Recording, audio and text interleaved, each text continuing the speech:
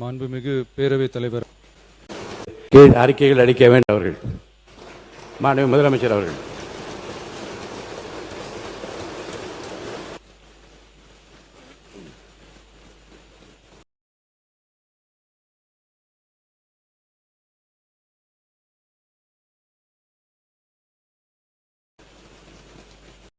மாண்புமிகு முதலமைச்சர் அவர்கள்.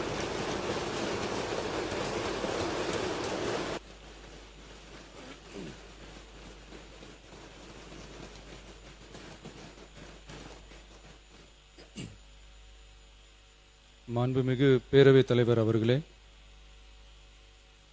நமது அரசால் பெண்கள் பயன்பெறும் வகையில் அவர்களின் முன்னேற்றத்திற்காகவும் பாதுகாப்பிற்காகவும் பல்வேறு திட்டங்கள் தீட்டப்பட்டு இதுவரை சிங்கப்பெண் சிறப்பு அதிரடிப்படை திட்டம், தாய்மாமன் தங்கமோதிர திட்டம், வெற்றி மகளிர் ஆடுகள் வளர்ப்பு திட்டம், அண்ணனின் சீர்திட்டம் போன்ற திட்டங்கள் அறிவிக்கப்பட்டு அதற்கான நிதி ஒதுக்கீடும் செய்யப்பட்டு நடைமுறைப்படுத்த நடவடிக்கைகள் மேற்கொள்ளப்பட்டு வருகிறது.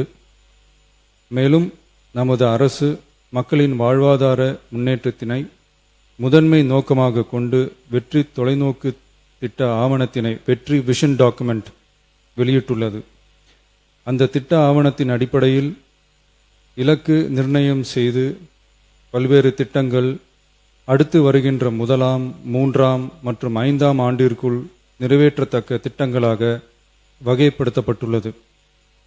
சிறப்பினமாக பெண்கள் பயன்பெறும் வகையில் பல்வேறு திட்டங்களுக்கு செயல் வடிவம் கொடுத்து இவ்வரசு நிறைவேற்றும். கடந்த 4 மாதங்களாக வளைகுடா பகுதியில் நிலவி வரும் போர் சூழல் காரணமாக எரிவாயு சிலிண்டர் கிடைப்பதில் தட்டுப்பாடு நிலவி வருகின்றது. இதனால் மாற்று எரிபொருளை பயன்படுத்தி வருவதாலும் எரிவாயு சிலிண்டர் விலை உயர்வினாலும் பொதுமக்கள் தங்களது வருவாயிலிருந்து கூடுதலான தொகையினை செலவிட்டு இன்னலுக்கு ஆளாகி வருகின்றனர். இதனை கருத்தில் கொண்டு நிதி நெருக்கடியான சூழலிலும் பொதுமக்களின் நிதிச்சுமையினை குறைக்கும் வகையிலும் பொதுமக்களின் நலனை பாதுகாக்கவும் மக்களுக்கு அளித்த வாக்குறுதியை நிறைவேற்றும் நோக்கிலும் எரிவாயு சிலிண்டருக்காக செலவழிக்கப்பட்டு வரும் தொகையினை அவர்களுக்கு வழங்க அரசு முடிவு செய்துள்ளது.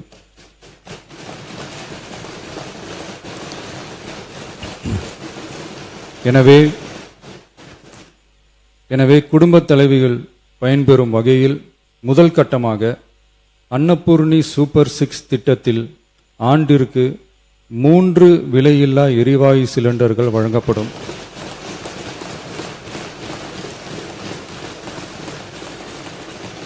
எரிவாயு சிலிண்டருக்கான விலை பயனாளிகளின் வங்கி கணக்கில் நேரடியாக வரவு வைக்கப்படும். இத்திட்ட பயனாளிகள் எரிவாயு சிலிண்டர் பதிவு செய்து சிலிண்டர் பெற்றவுடன் எண்ணெய் நிறுவனங்களிடமிருந்து பட்டியல் பெற்று சிலிண்டருக்கான விலை பயனாளிகளின் வங்கி கணக்கில் வரவு வைக்கப்படும். இத்திட்டத்தினால் சுமார் 1,30,16,104 குடும்பங்கள் பயனடைவார்கள். அதாவது ஆண்டு வருமானம் ரூபாய் 2.5 லட்சத்திற்கு மிகாமல் உள்ள பொருளாதாரத்தில் பின்தங்கியுள்ள குடும்பத்தினர், சிறு குறு விவசாய குடும்பத்தினர், மாற்றுத்திறனாளி குடும்பத்தினர் போன்ற சமூகத்தில் உள்ள நலிந்த குடும்பத்தினர் பயனடைவார்கள். இத்திட்டத்தினை செயல்படுத்துவதற்கான ஆயத்த பணிகள் துவங்கப்பட்டுள்ளது. இத்திட்டம் வரும் பொங்கல் பண்டிகை ஜனவரி மாதம் முதல் செயலாக்கத்திற்கு கொண்டு வரப்படும்.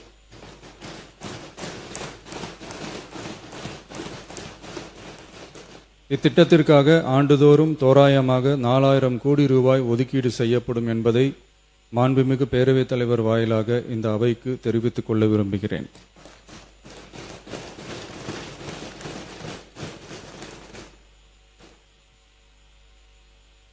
மாண்புமிகு பேரவைத் தலைவர் அவர்களே, சென்னையில் உள்ள மீனம்பாக்கம் விமான நிலையம் இந்திய விமான நிலையங்கள் ஆணையத்தால் AAI இயக்கப்படுகிறது. தற்போது இந்த விமான நிலையம் ஆண்டுக்கு 30 மில்லியன் பயணிகளை கையாளும் திறன் கொண்டதாக உள்ளது.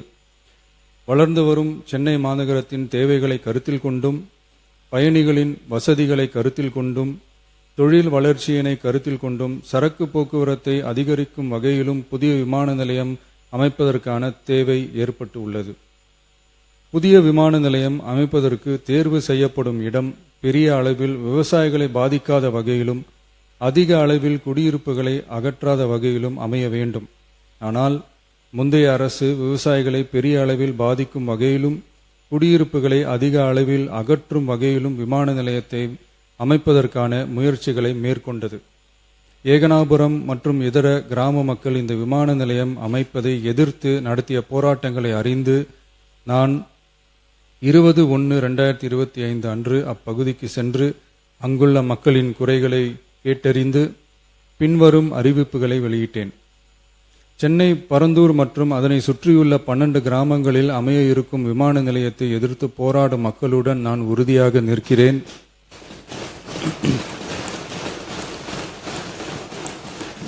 நீண்ட நாட்களுக்கு மேலாக இந்த திட்டத்திற்கு எதிராக போராடி வரும் விவசாயிகளுக்கு எனது ஆதரவை தெரிவித்துக் கொள்கிறேன். விவசாயிகளே நாட்டின் முதுகெலும்பு. இந்த விவசாய நிலங்களை பாதுகாக்க இந்த மக்கள் போராடி வருகிறார்கள். விக்கிரவாண்டியில் அக்டோபர் 2024 நடந்த பொதுக்கூட்டத்திலேயே பரந்தூரில் புதிய விமான நிலையம் அமைப்பதற்கு எதிர்ப்பு தெரிவித்திருக்கிறேன். தொழில் வளர்ச்சி மற்றும் அதற்கான விமான நிலையங்களின் பங்கு பற்றி நான் நன்கு அறிவேன். அதற்கான என்னுடைய முழு ஆதரவும் உண்டு. ஆனால் பரந்தூரில் இந்த திட்டம் அமையக்கூடாது. இந்த திட்டம் குறித்து அரசு மறுபரிசீலனை செய்ய வேண்டும். குறைவான விவசாய நிலங்கள் பாதிக்கப்படும் வகையிலும் மக்களின் வாழ்வாதாரம் பாதிக்காத வகையிலும் மாற்று இடத்தை தேர்வு செய்ய வேண்டும் என தெரிவித்திருந்தேன். மக்கள் மத்தியிலே நான் அன்றே அறிவித்ததை நிறைவேற்றும் பொருட்டு புதிய விமான நிலையம் அமைப்பது குறித்து உயர் அதிகாரிகளிடமும் துறை வல்லுநர்களிடமும் விரிவாக ஆலோசனை நடத்தினேன்.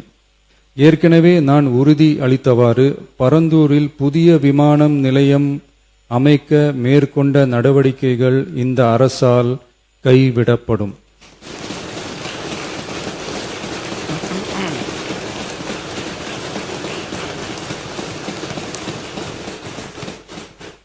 துறை சார்ந்த வல்லுநர்கள் மற்றும் கல்வியாளர்கள் ஆகியோர்களிடம் கலந்தாலோசித்து விவசாய நிலங்கள் மற்றும் குடியிருப்புகளுக்கு பெரிய அளவில் பாதிப்பு ஏற்படாதவாறு புதிய விமான நிலையம் அமைப்பதற்கான பொருத்தமான சில மாற்று இடங்கள் தேர்வு செய்யப்பட்டுள்ளன. அவ்விடங்களில் தொழில்நுட்ப ரீதியான சாத்தியக்கூறுகளை சம்பந்தப்பட்ட துறைகள் மூலம் விரிவான ஆய்வு மேற்கொண்டு புதிய விமான நிலையத்திற்கான இடம் விரைவில் இறுதி செய்யப்படும்.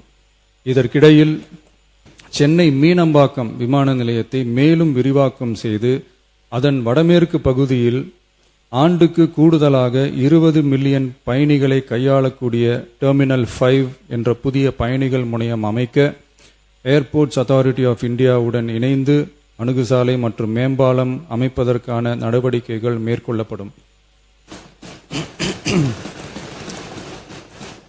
சென்னை மீனம்பாக்கம் விமான நிலையத்தில் தற்போது நடைபெற்று வரும் டெர்மினல் 3 பயணிகள் முனையம் கட்டுமான பணிகள் முடிவுற்ற பின் ஆண்டுக்கு 35 மில்லியன் பயணிகளை கையாளக்கூடியதாக இருக்கும். மேலும் புதிய டெர்மினல் 5 பயணிகள் முனையம் செயலாக்கத்திற்கு பிறகு ஆண்டுக்கு மொத்தம் 55 மில்லியன் பயணிகளை கையாளக்கூடியதாக இவ்விமான நிலையம் இருக்கும்.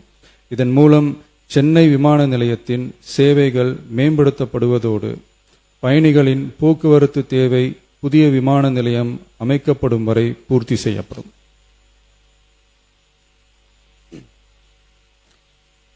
மாண்புமிகு பேரவைத் தலைவர் அவர்களே, ஒரு மாநிலத்தின் உண்மையான முன்னேற்றம் என்பது அதன் பொருளாதார வளர்ச்சியால் மட்டுமல்ல, பெண் கல்வி, வேலைவாய்ப்பு, மருத்துவம், வணிகம் மற்றும் சமூக வாழ்வின் அனைத்து தளங்களிலும் சுதந்திரமாகவும் பாதுகாப்பாகவும் பங்கேற்கும் வாய்ப்புகளாலும் அளவிடப்படுகிறது. மகளிரின் பயண சுதந்திரம் அவர்களின் பொருளாதார சுதந்திரத்திற்கும் குடும்பங்களின் முன்னேற்றத்திற்கும் அடித்தளமாக இருக்கிறது. தற்போது செயல்படுத்தப்பட்டு வரும் மகளிர் கட்டணமில்லா பயண திட்டத்தில் மாநகரம் நகர்ப்புறங்களில் சாதாரண மற்றும் மலைப்பகுதி பேருந்துகளில் 40 கிலோமீட்டர் வரை மட்டுமே பயணம் செய்ய அனுமதிக்கப்பட்டு வருகிறது. எக்ஸ்பிரஸ், LSS, டீலக்ஸ் பேருந்துகள் மற்றும் புறநகர் பேருந்துகளில் கட்டணமில்லா பயணம் அனுமதிக்கப்படுவதில்லை. தமிழ்நாட்டின் எந்த பகுதியிலும் வசிக்கும் ஒரு மகளிரும் போக்குவரத்து கட்டணத்தால் தமது வாய்ப்புகளை இழக்கக்கூடாது என்ற சமூக நீதி சிந்தனையை இவ்வரசு முதன்மையாக கொண்டுள்ளது.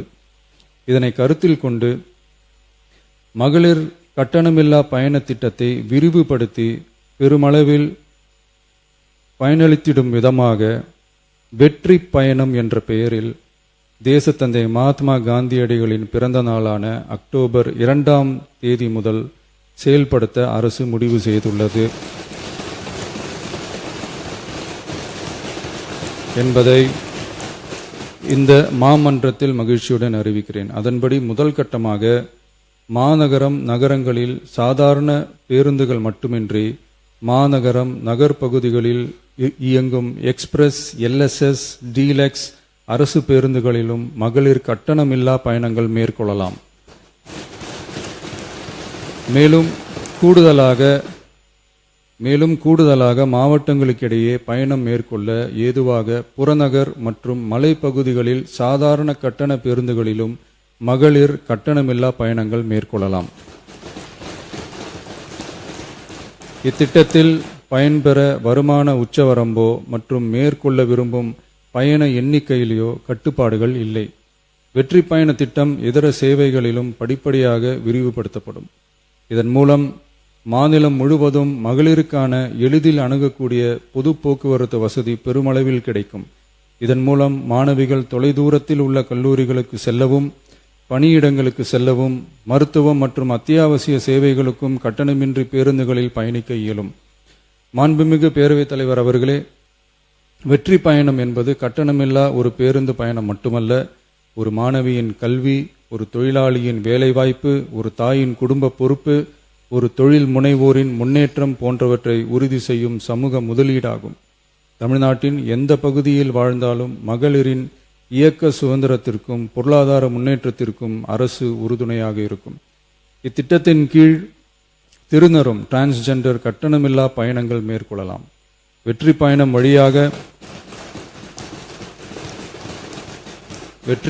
வழியாக மகளிரின் வாய்ப்புகள் விரிவடைந்து குடும்பங்கள் முன்னேறி சமூக நீதியும் சமத்துவமும் நிலை பெற்று வளமான வெற்றி தமிழ்நாட்டை உருவாக்கும் நமது பயணம் மேலும் வலுப்பெறும் என்பதை தெரிவித்துக் கொள்கிறேன். இத்திட்டத்தை செயல்படுத்துவதன் மூலம் ஆண்டுதோறும் தோராயமாக 6000 கோடி ரூபாய் செலவினம் ஏற்படும். நன்றி, வணக்கம்.